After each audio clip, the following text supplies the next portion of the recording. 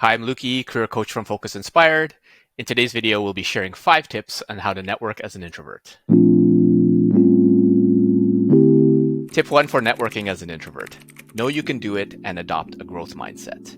Henry Ford said, "He who thinks he can and he who thinks he can't is probably correct." Replace with your appropriate pronoun, and that's the fundamentals for a growth or fixed mindset. A fixed mindset thinks that you can do it or not. A growth mindset knows that even if you can't do it now, you can eventually get to the point where you can do it. The science of neuroplasticity has shown that growth mindset is real. And while the 10,000 hour rule says that you need to put a lot of deliberate practice to become world class, there's another 25-hour rule where in about 25 hours worth of practice, you can be good enough. Now, there are many introverts who are good at networking, myself included. Well, at least the introvert part. I'm still working on the good at networking part. Networking is a skill that can be improved. So believe that you can do it, then start to do it, and then get better and better and better.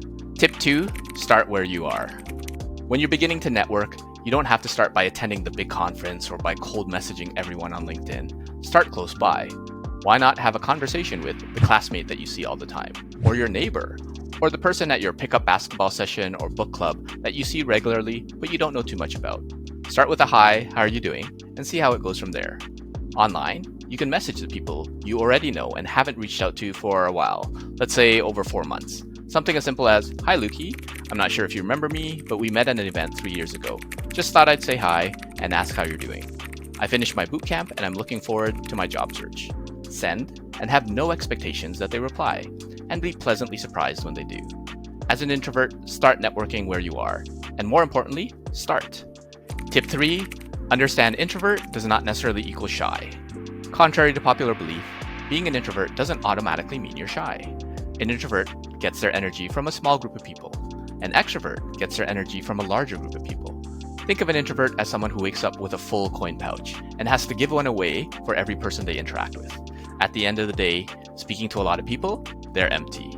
An extrovert, on the other hand, wakes up with an empty coin pouch and gets a coin for each person they interact with.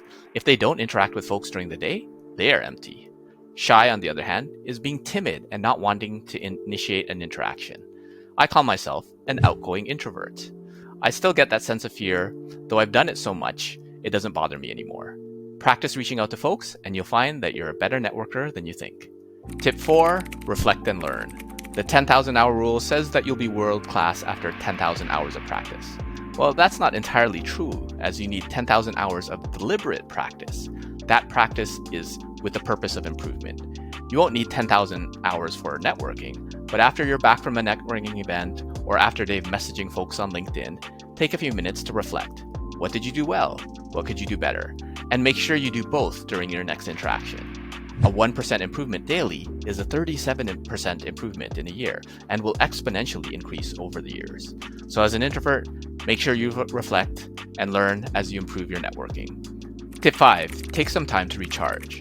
Introverts often get energy from being in a small group of people. After a session of networking, you might feel completely drained. Add some energizing activities. Now, I make a distinction between energizing activities and de-stressing activities. Think of your energy levels like a battery depleting at 10% per hour. Stress often makes you deplete your energy at 11, 12, 20% per hour. De-stressing gets it back down to 10%. Energizing events de-stress and recharge. Energizing activities are often creation events. With exercise, you're creating movement. With video games, you might create new strategies. De-stressing activities are often consumption events, consuming social media, just playing video games, or even just reading. That might get you back to your normal energy draining levels, but not recharge you. So be aware of the difference. After a long session of networking, make sure you take time to recharge and do something that energizes you. Thanks for watching today's video. If you found this useful, hit the like button. Let me know if you have any questions or what you're struggling with in your job search or career, and feel free to connect with me on LinkedIn. Don't forget to subscribe for more tips on jobs, careers, and life. And YouTube recommends that you check out these videos next.